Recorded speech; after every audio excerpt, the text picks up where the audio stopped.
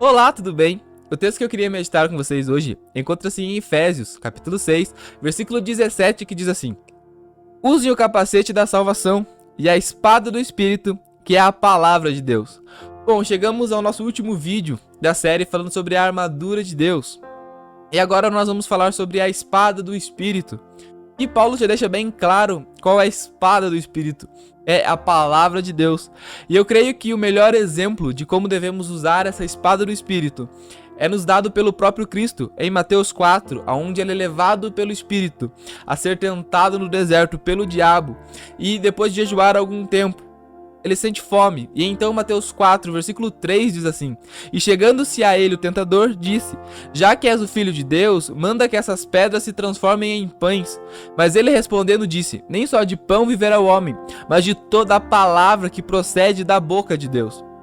Então Jesus agora começa a se defender dos ataques do inimigo, porque nós precisamos entender que o nosso inimigo ele não vem se nós não tiver fome, se nós não tivermos vontade de alguma coisa. O diabo não vem em qualquer momento, ele espera Jesus ter fome após ter jejuado por muito tempo, e assim ele faz com muitas vezes conosco. Ele espera que nós tenhamos vontade de alguma coisa, para que então ele ofereça isso, para que de alguma forma nós vamos contra a vontade de Deus e contra os princípios da palavra.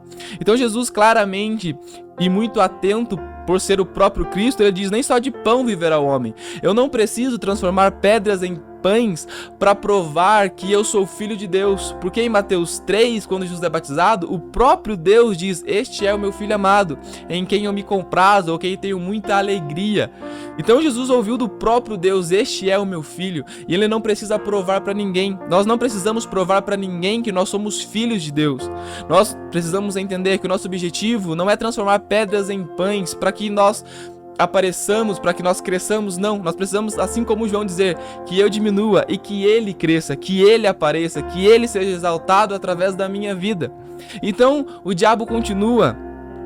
Então o diabo levou a cidade santa e o colocou sobre o pináculo do templo e disse: Já que tu és o filho de Deus, lança-te daqui abaixo, porque está escrito: Ele dará ordem aos seus anjos e a teu respeito, e suas mãos te sustentarão, para que nunca tropece com o teu pé em pedra alguma.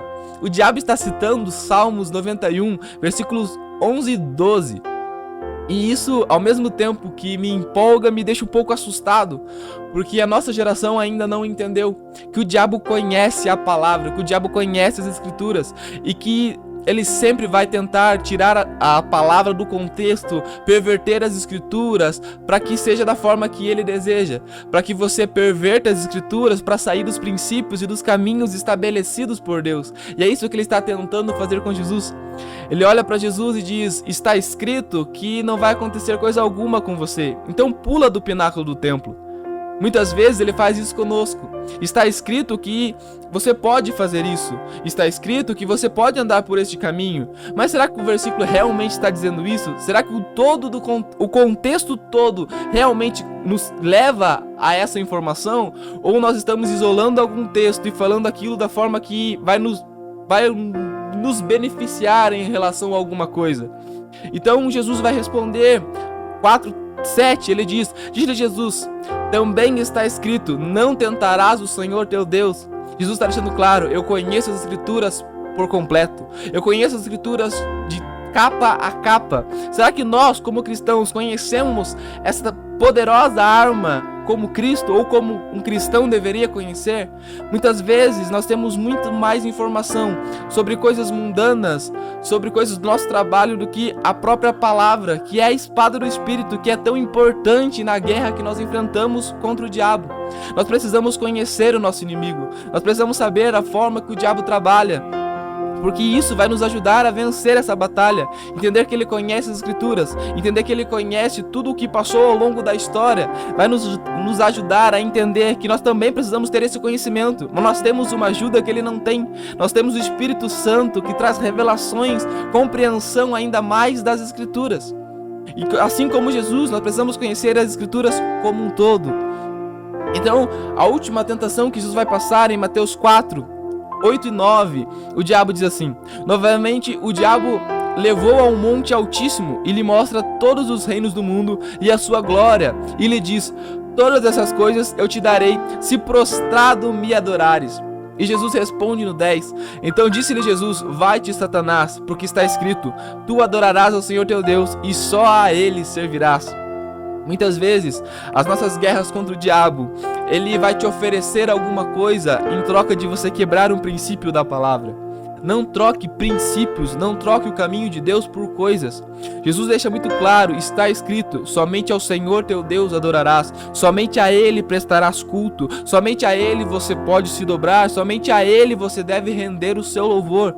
Muitos de nós hoje estão trocando o serviço, o louvor a Deus por coisas momentâneas.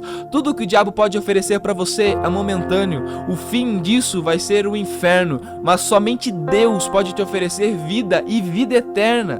Nós precisamos voltar a adorar somente a Deus, a nos render somente a Ele. Paulo escrevendo a Timóteo, 2 Timóteo 2,15, ele diz: procura apresentar-te aprovado, a Deus aprovado, como obreiro que não tem do que se envergonhar, que maneja bem a palavra da verdade. Será que eu e você, como verdadeiros cristãos, nós manuseamos bem a palavra? Será que nós estamos de acordo com a palavra? Ou será que nós nem conhecemos a palavra? Nós nem sabemos como utilizar essa ferramenta tão poderosa? Eu convido a você, se você ainda não conhece a palavra como um todo, leia ela por completo, busque conhecimento, busque conhecer mais a palavra de Deus, busque conhecer esse instrumento tão poderoso que Deus colocou em suas mãos. Ele está te convidando para uma batalha, Ele está te convidando e te mostrando que há uma guerra e que a todo momento o diabo sabe por onde você anda, o diabo sabe aonde você tem fraquezas. Mas nós temos a nossa força em Deus, um Deus que nos protege e um Deus que nos deu uma ferramenta poderosa para contra-atacar as investidas do diabo. Use essa ferramenta e eu tenho certeza que você vai ter vitórias nas suas guerras contra o diabo.